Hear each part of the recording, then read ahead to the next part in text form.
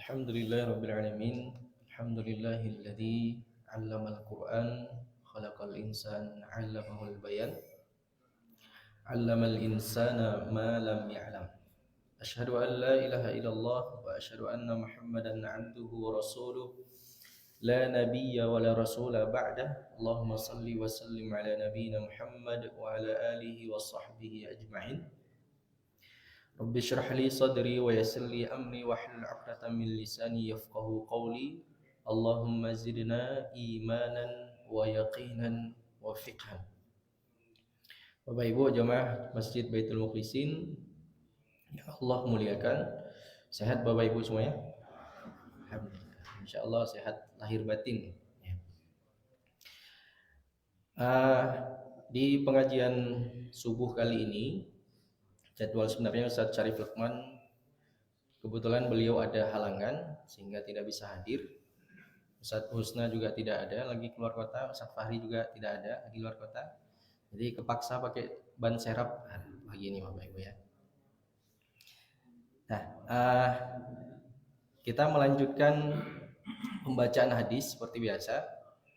Di pertemuan yang lalu kita telah membahas tentang doa tasyahud dan kemudian cara berselawat kepada Nabi sallallahu alaihi wasallam ketika tasyahud. Gitu ya. Isi dari tasyahud itu adalah kita memuji Allah, kita menetapkan dan mengakui bahwa pujian, penghormatan itu semata-mata hanyalah milik Allah Subhanahu wa taala. At-tahiyyatu lillah atau at-tahiyyatul mubarakatus salawatut thayyibatu lillah. Segala kebaikan-kebaikan, segala keberkahan-keberkahan, segala penghormatan itu semata-mata hanyalah milik Allah Subhanahu wa taala. Adapun manusia-manusia yang terhormat, manusia-manusia yang kemudian memiliki kebaikan, manusia-manusia yang kemudian memiliki akhlak-akhlak yang terpuji, itu semata-mata karena pemberian dari Allah Subhanahu wa taala, anugerah dari Allah Subhanahu wa taala, hidayah dari Allah sehingga mereka bisa memiliki kehormatan, memiliki akhlak yang terpuji. Nah, kemudian setelah bersalawat, kemudian kemarin setelah kita baca tasyahud, kemudian salawat. Nah, setelah salawat, dalam sebuah hadis Nabi mengatakan falyatakhayyar minal mas'alati ma syaa atau kama qala. Setelah kalian membaca tasyahud, setelah kalian membaca salawat kepada Nabi, kemudian berdoalah dengan doa yang ingin kalian panjatkan. Falyatakhayyar minal mas'alati ma syaa. Jadi ternyata selain di tempat sujud, nah di antara para ulama yang sangat menekankan untuk berdoa di tempat sujud adalah Imam Ahmad bin Hambal. Karena memang di tempat sujud itu, saat kita sujud adalah posisi di mana kita paling dekat dengan Allah Subhanahu wa taala. Jadi bukan justru kita ketika berada di gedung-gedung paling tinggi atau ketika kita berada di pesawat kita dekat dengan Allah, tapi justru ketika kita merendahkan diri ya ke bawah, justru disitulah kondisi di mana kita paling dekat dengan Allah Subhanahu wa taala. Nah, di situ dianjurkan oleh Nabi juga untuk memperbanyak doa. Perbanyak doa. Tentunya dengan doa-doa bahasa Arab ketika itu dilafadzkan. Tapi ketika memang tidak bisa dengan bahasa Arab, bisa dengan di dalam hati. Nah, begitu pula di tasyahud akhir. Setelah kita membaca tasyahud, setelah kemudian salawat kepada Nabi, innaka hamidum majid. Nah, di situ kemudian ada doa-doa yang bisa kita panjatkan. Ada doa-doa mustajab. Kenapa ada doa-doa mustajab? Karena kita telah memuji Allah, kemudian kita bersalawat kepada Nabi. Ini adalah bagian dari rentetan adab-adab berdoa.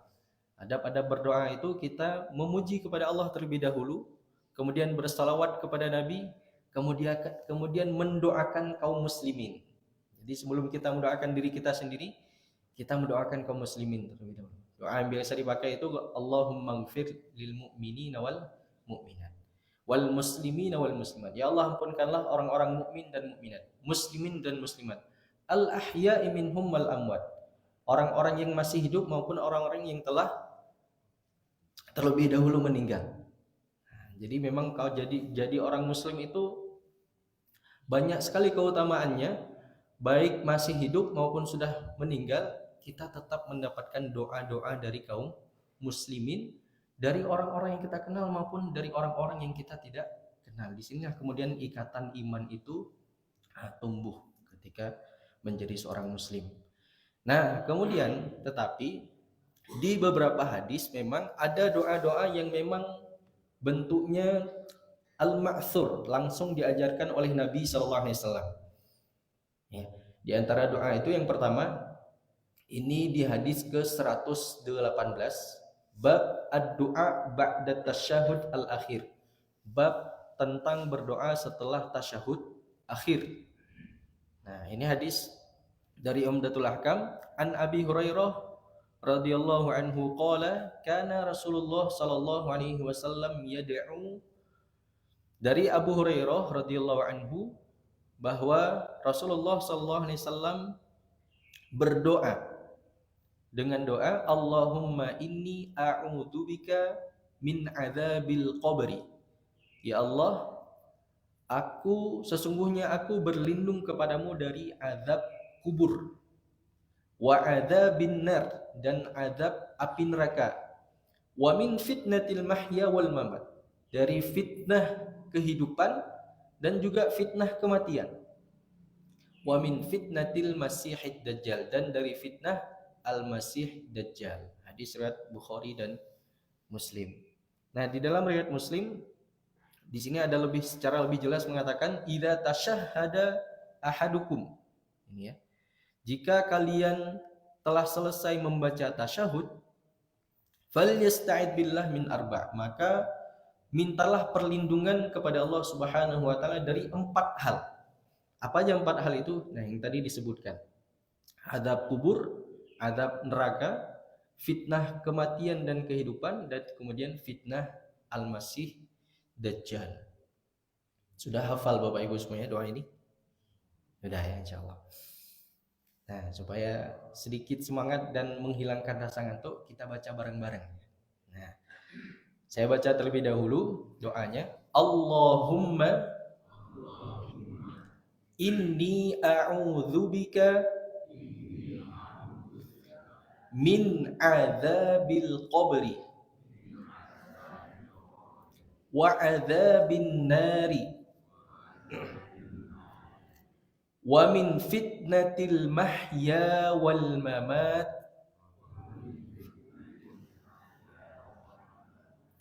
wa min fitnatil masihid dajjal.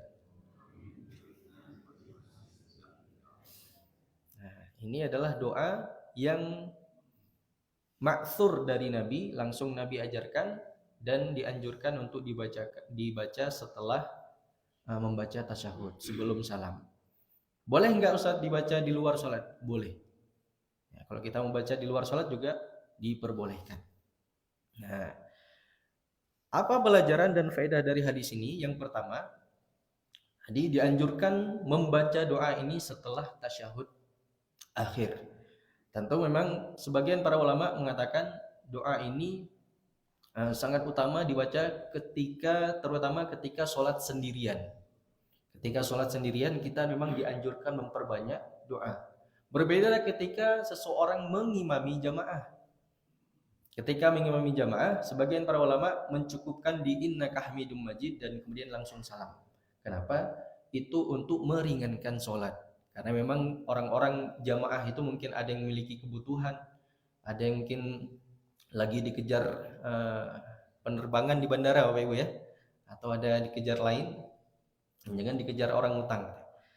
Nah, atau mungkin memang ada orang sakit, atau ada seorang ibu yang mungkin anaknya sedang menangis. Ternyata memang di dalam adab seorang imam itu harus peka dengan kondisi jamaah. Ketika ada anak-anak yang nangis, itu disuruh untuk menyegerakan sholatnya. Ya, dikhawatirkan ibunya tidak khusyuk atau orang tuanya tidak khusyuk ketika sholat dengan mendengar suara anaknya nangis. Nah, itu ya. Nah, jadi memang ketika imam itu berbeda kondisinya ketika dengan sholat sendiri. Nah, ini terutama ketika kita sholat sendiri jangan kita lewatkan doa-doa seperti ini, baik ketika sujud maupun ketika sebelum salam. Yang kedua, pelajaran dan faedah dari hadis ini, doa ini termasuk jawami'ud doa. Apa maksud jawami'ud du'a? Doa-doa yang ringkas tetapi memiliki makna yang luas. Ini sebagaimana memang para ulama memberikan istilah kepada ucapan-ucapan Nabi ataupun hadis-hadis Nabi dengan jawami'ul kalim. Jadi Nabi itu kalau ngomong sedikit, ringkas, padat, tapi maknanya itu luas sekali, universal, gitu ya. Nah begitu pula doa yang diajarkan oleh Nabi ini, doanya ringkas, gitu ya, poin per poin, mudah untuk dihafal, mudah untuk diingat, tetapi maknanya luas sekali. Karena ini mencakup permohonan perlindungan dari berbagai keburukan dunia dan akhirat. Jadi ada permintaan-permintaan untuk ketika kondisi di dunia dan juga permintaan untuk di masa depan nanti di akhirat. Ini mungkin sama seperti doa sapu jagat.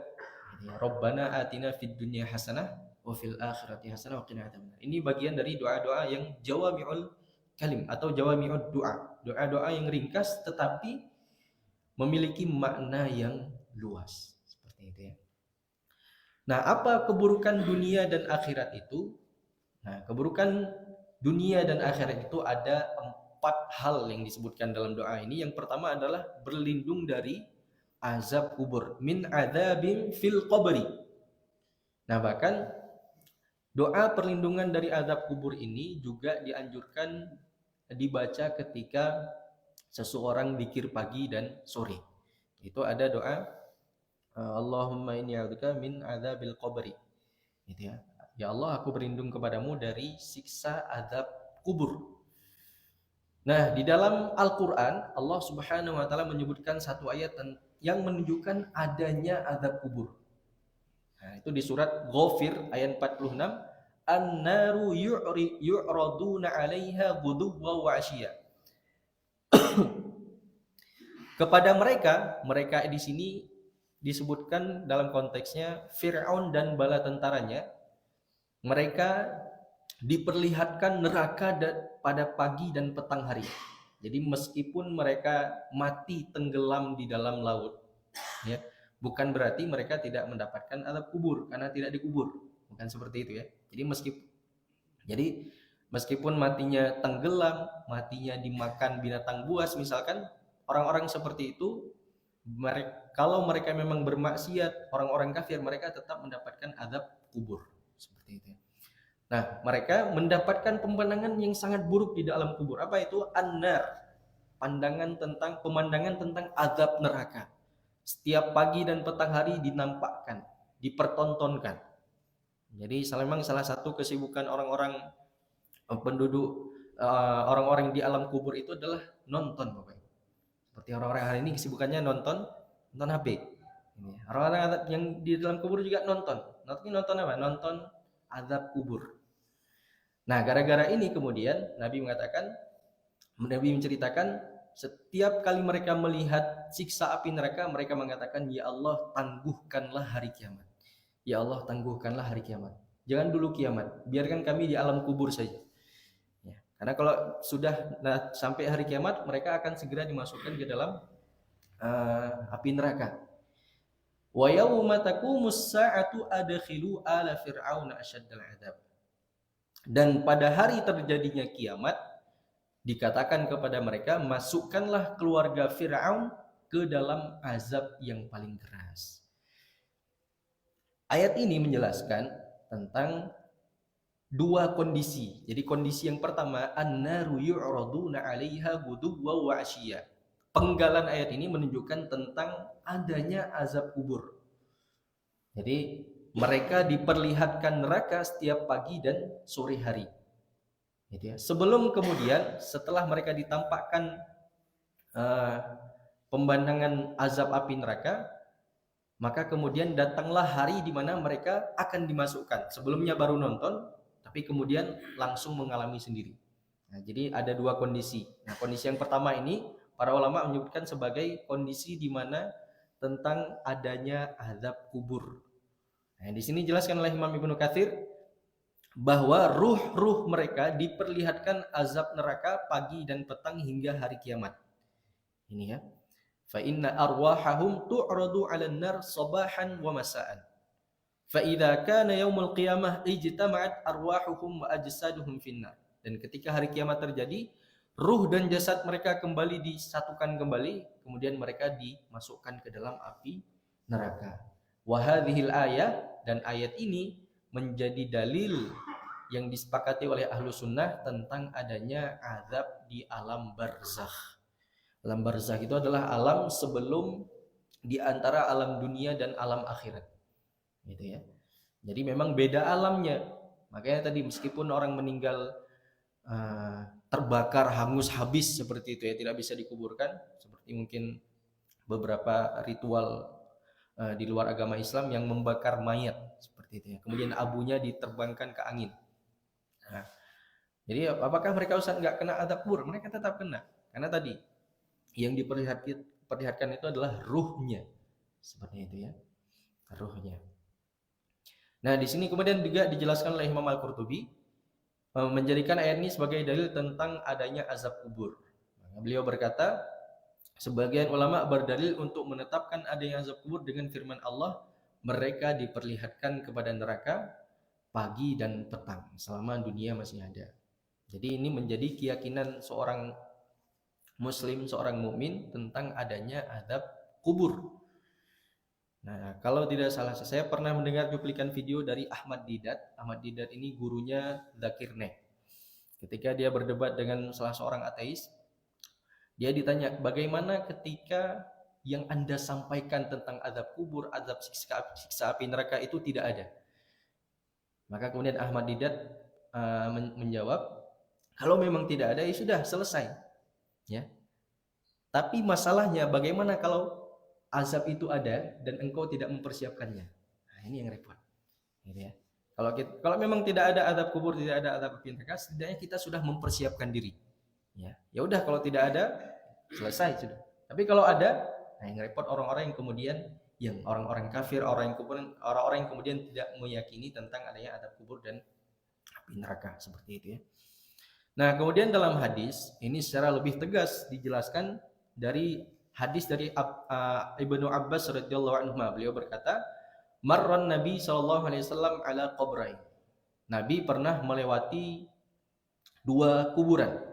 Kemudian beliau berkata, innahuma la yu'adzabani. Sungguh mereka berdua sedang diazab di dalam kuburnya. Wa ma yu'adzabani fi kabirin. Dan mereka diazab itu bukan karena sesuatu yang besar. Bukan karena sesuatu yang dosa-dosa yang memang tampak besar seperti itu. Apa dosa yang dilakukan? Amma ahaduhuma fakana la yastatiru minal bauli. Yang pertama, dia diazab di alam kubur itu karena tidak bersih dalam ketika buang air kecil. Ini ya, biasanya kalau lagi kebelet, udah cari pojokan misalkan ya. Kemudian tidak cebok. Nah, ini bisa menjadi penyebab seseorang diazab di alam kubur. Kenapa la yastatiru minal bauli itu bisa menyebabkan seseorang diazab dalam kubur? Karena dikhawatirkan dia membawa pakaian yang terkena najis itu ke dalam sholat, sehingga pakaian-pakaian yang tidak bersih dari najis itu bisa membuat sholat seseorang tidak sah. Maka ini perlu sekali kita memperhatikan baik cara kita buang air kecil, kemudian cara membersihkannya, gitu ya. Perlu hati-hati sekali agar tidak kemudian mengotori atau menajiskan pakaian kita yang digunakan untuk sholat. Yang kedua, wa ammal akhar fakana yamshi bin namimah. Kemudian yang satunya lagi diazab dalam kubur dikarenakan yamshi bin namimah. Dia selalu menyebarkan provokasi. Jadi suka mengadu domba. Nah, itu ya. Mengadu domba sesama.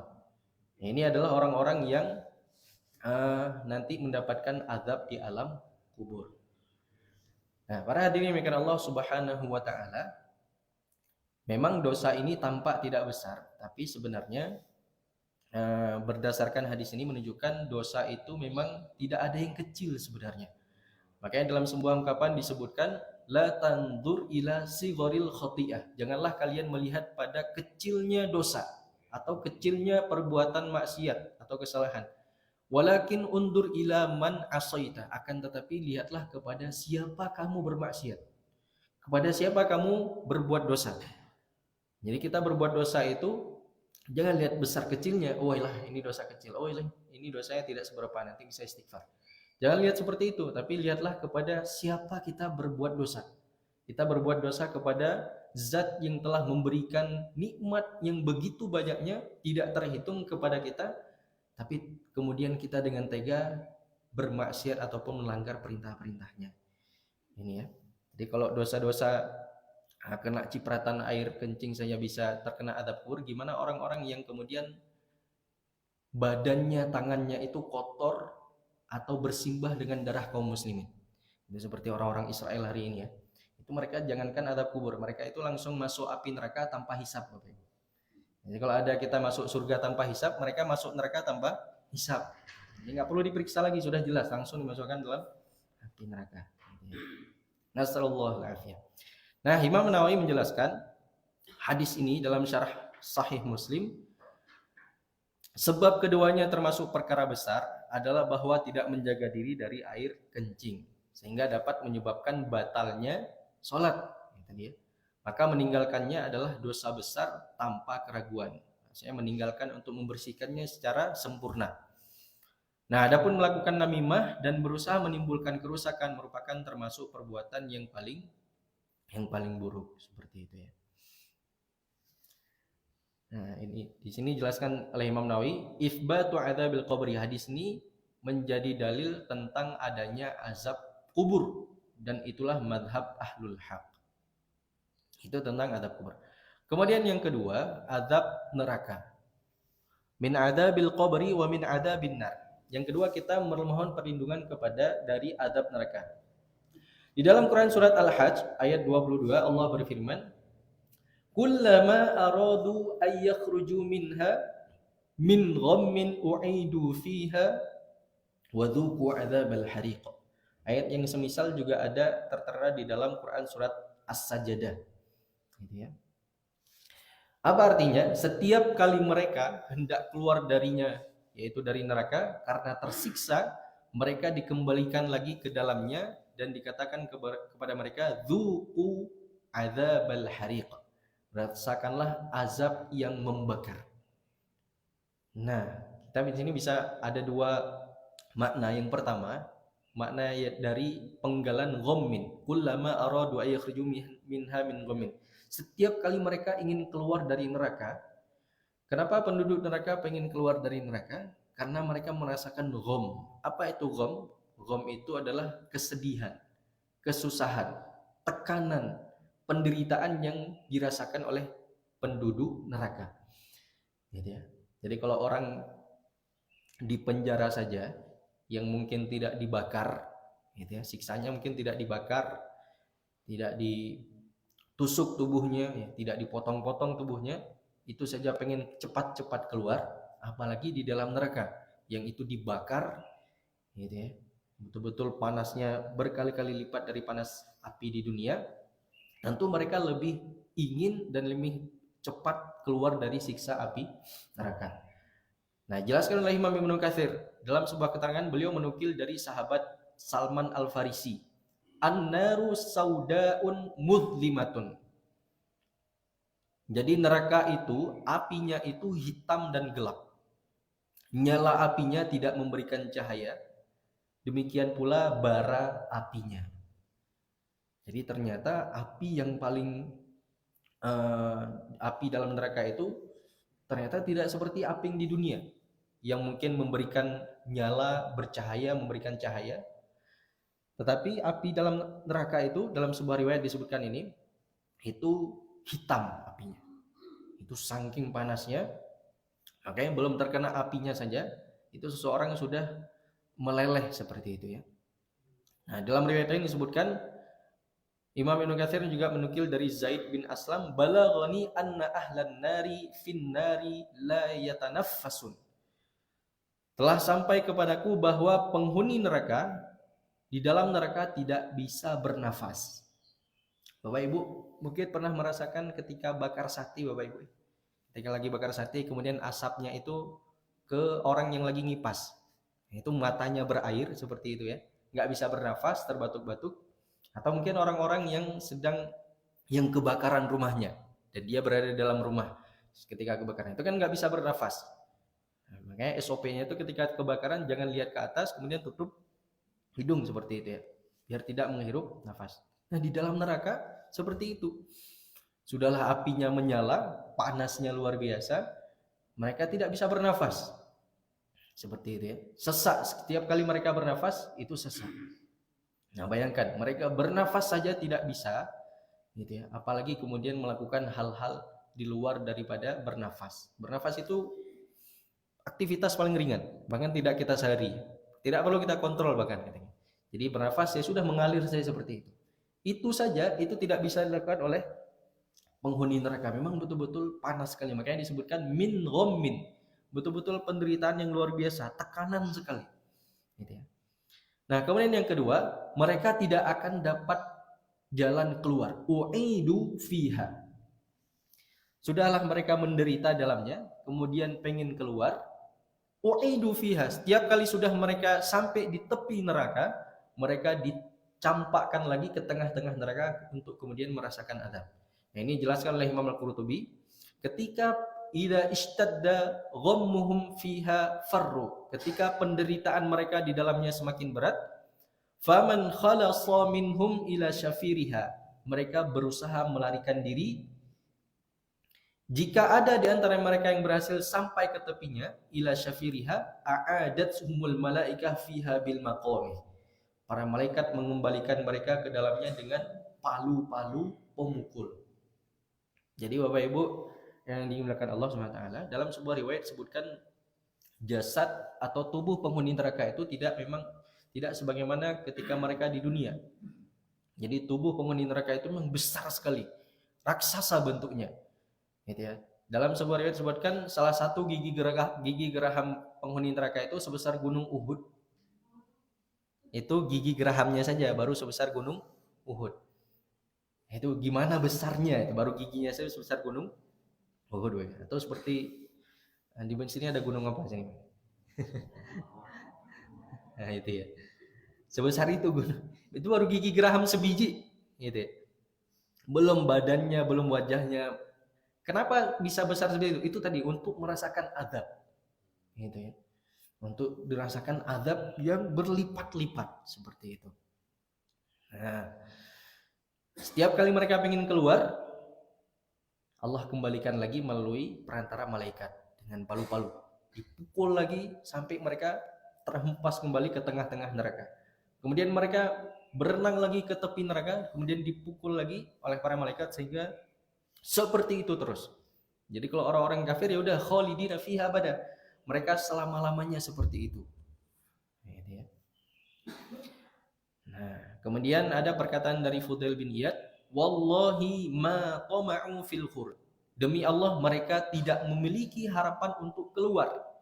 Innal arjula lamuqayyadatun, kaki-kaki mereka terikat dan tangan-tangan mereka terbenggelung. Wa innal aidi lamwassaqah walakin yarfa'uhum lahabuha, akan tetapi nyala api itu mengangkat mereka.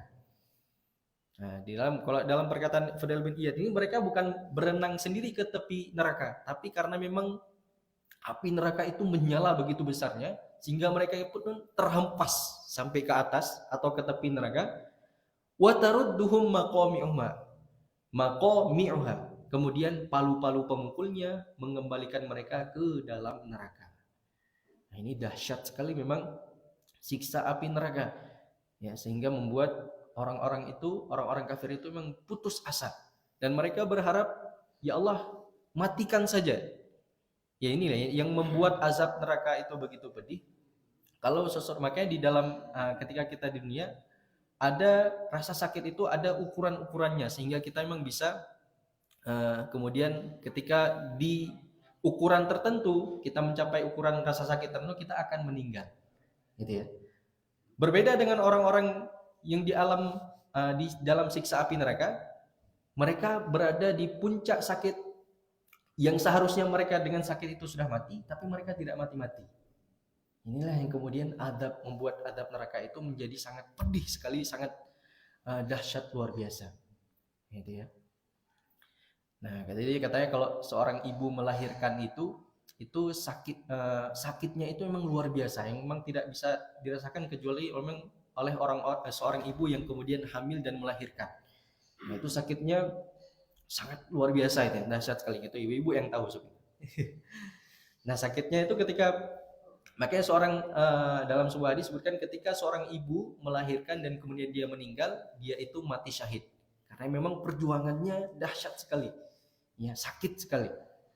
Nah, orang-orang di dalam siksa api neraka, mereka ketika merasakan sakit yang harusnya sudah mati, tapi mereka tidak mati. Gitu ya. Dipotong tangannya, setelah sakitnya sangat begitu sakit, ditumbuhkan lagi. Gitu ya. Atau kulitnya sudah melepuh, sudah sakit, maka kemudian ditumbuhkan lagi kulit baru. Ya, seperti itu. Jadi menderita sekali, dan mereka ketika ingin keluar, u'idu fiha, dikembalikan lagi ke dalam neraka. Itu siksa api neraka. Maka oleh sebab itu kita memohon kepada Allah Subhanahu wa taala.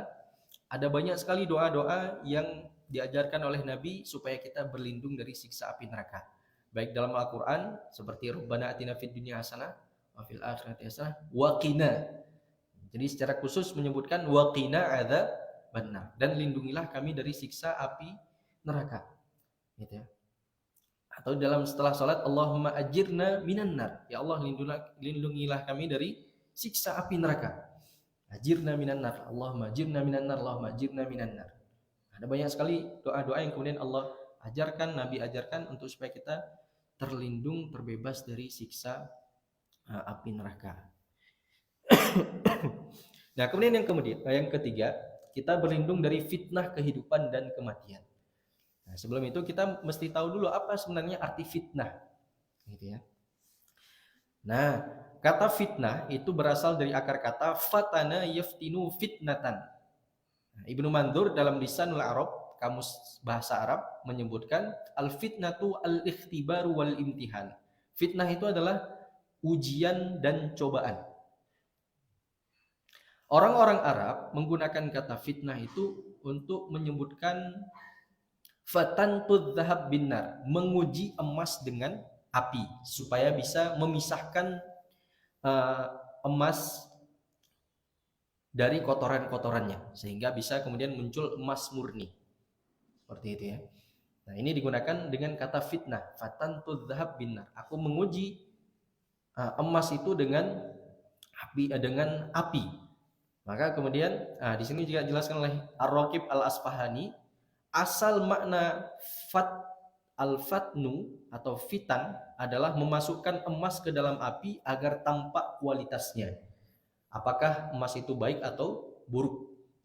Maka kemudian kata ini digunakan untuk memasukkan manusia ke dalam api. Oleh karena itu manusia itu perlu diuji, perlu diberikan cobaan-cobaan supaya tampak kualitas ketaatannya, tampak kualitas imannya, seperti itu ya. Tampak keteguhannya itu kelihatan dari ujian.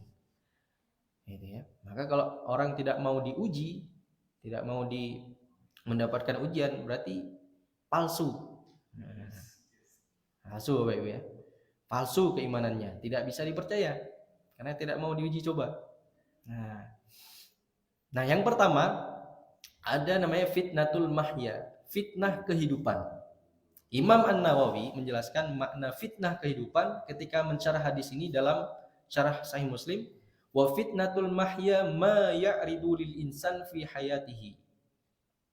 Fitnah kehidupan itu maksudnya adalah berbagai ujian yang menimpa seseorang selama hidupnya. Minal iftitani bid dunya, berupa godaan-godaan dunia maupun wasyahawat, godaan-godaan nafsu syahwat. Nah, jadi kehidupan dunia ini sebenarnya semuanya cobaan. Anak, keluarga, itu ya, istri, innama amwalukum wa auladukum wa aswajukum fitnah. Gitu ya. Anak-anak kalian, harta-harta kalian, pasangan-pasangan kalian fitnah. Apa makna fitnah di sini tadi? Fitnah di sini adalah cobaan, ujian. Memang pasangan, terutama pasangan ini memang betul-betul menguji, betul-betul menjadi cobaan, menguji kesabaran, gitu ya, menguji kesyukuran. Itu baru saya rasakan setelah menikah, memang. Ya, betul-betul menguji. Bagaimana tetap menjaga rasa, yang bagaimana tetap menjaga perasaan, gitu ya. Makanya disebutkan oleh Quran itu semua adalah fitnah. Begitu juga nanti anak, harta, semua itu menjadi fitnah, cobaan bagi kita. Seberapa kuat kesabaran kita, seberapa kuat kesyukuran kita. Nah, di sini disebutkan fitnah kehidupan bukan hanya kesulitan atau musibah. Nah, ini yang perlu kita ketahui. Dunia yang menyenangkan juga bisa menjadi fitnah. Nah, itu ya. Jadi kan pasangan itu memang bukan kesulitan atau musibah. Anak itu anugerah. Anugerah dari Allah Subhanahu wa taala. Gitu ya.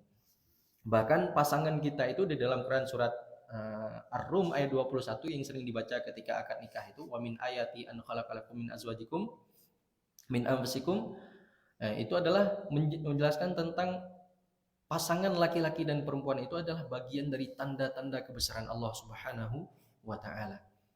Gitu ya. Tapi itu juga bisa menjadi musibah. Hanya misalkan harta itu bisa membuat seseorang cinta dunia dan meninggalkan kewajiban. Ini ya. Atau syahwat membawa kepada zina ataupun maksiat. Jadi kalau orang memperturuti hawa nafsunya itu seperti bayi yang tidak disapih. Jadi bayi itu kalau tidak disapih, yang mereka akan kemudian terus meminta susu ibunya, seperti itu ya. Tapi maka ketika disapih dia akan meronta-ronta, akan nangis, seperti itu. Nah begitulah orang ketika memperturuti syahwat, sudah candu seperti itu ya, maka mereka akan menangis meronta-ronta, tidak tahan ketika terlepas dari syahwatnya. Kemudian kedudukan, ini bisa melahirkan kesombongan. Popularitas yang hari ini banyak dikejar oleh orang, itu bisa melahirkan riya dan ujub. Gitu ya. Alhamdulillah baru selesai sholat tahajud. Alhamdulillah baru selesai umroh dengan keluarga. Nah, ini bisa melahirkan riya dan ujub. Nah, ini hati-hati. Kemudian syubhat, membuat seseorang ragu terhadap kebenaran. Gitu ya. Al-Quran itu tidak relevan lagi. Al-Quran itu diturunkan hanya untuk Arab-Arab gurun pada masa itu. Hari ini tidak relevan lagi. Jadi kita dibuat ragu dengan ajaran-ajaran Islam. Ajaran agama Islam itu disamakan dengan ajaran-ajaran Kristen yang memang sebenarnya ajaran Kristen itu telah banyak penyimpangan-penyimpangan. Gitu ya. Jadi kalau orang-orang Kristen mereka meninggalkan agama mereka sehingga mereka menjadi maju. Itu dalam sejarah revolusi Prancis itu puncaknya itu. Tapi ke dalam Islam kita meninggalkan Islam, justru kita yang menjadi mundur seperti itu ya. Dan kemudian keserangan dunia yang membuat seseorang bisa lalai dari akhirat. Jadi memang kalau dalam Quran surat Al-Fajr itu fa'ammal insanu idza mabtalahu rabbuhu fa'akramahu wa na'amahu fayaqulu rabbi akraman. Ketika manusia itu mendapatkan nikmat, dia mengatakan Allah memuliakanku. Tapi ketika dia mendapatkan wa amma idza mabtalahu faqadara alaihi rizqah, ketika mendapatkan kesempitan rezeki, dia mengatakan Allah menghinakanku. Padahal dua-duanya itu adalah ujian dari Allah Subhanahu wa taala. Kemudian fitnah kematian. Apa yang maksud dengan fitnah kematian? Di sini disebutkan fitnah kematian dikatakan bermakna fitnah kubur, dan dikatakan pula fitnah yang terjadi ketika kematian. Nah, makanya ketika seseorang terutama ketika saat akan sakaratul maut, di sini terutama ketika di alam kubur, Nabi mengatakan istaghfiru li akhikum, mohonkanlah ampunan dosa terhadap saudara kalian. Wasa'aluhu wasalulahu tathbit, dan mintakanlah keteguhan untuknya karena sekarang ia sedang ditanya.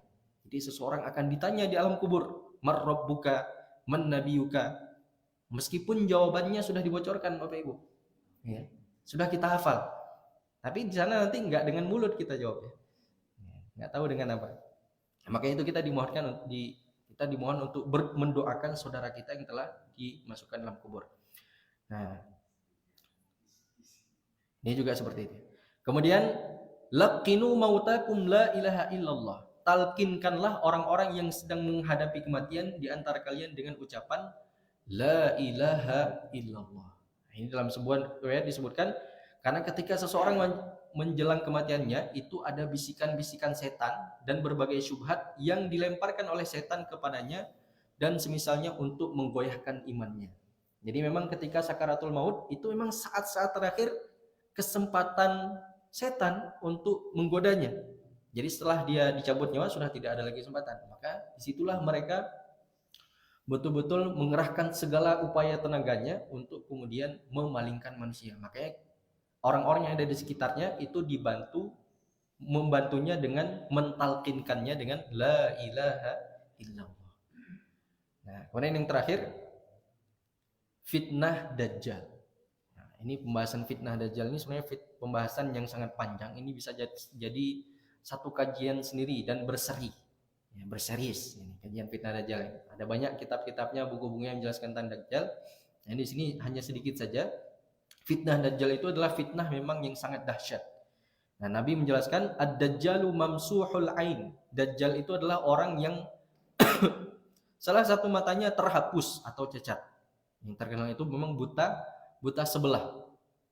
Nah, ternyata dajjal itu memiliki maknanya. Apa maknanya? At-taghtiyah wa tablis, menutupi, mengelabui, mencampur adukan kebenaran dan kebatilan. Inilah hakikat daripada dajjal. Dan orang-orang yang kemudian berbuat yang semisal, mereka adalah orang-orang yang kemudian menyeru kepada dajjal. Sama sebagaimana iblis itu sifatnya manipulasi, itu ya, memanipulasi Adam, datanglah ke pohon ini. Pohon ini itu sebenarnya bisa membuat kamu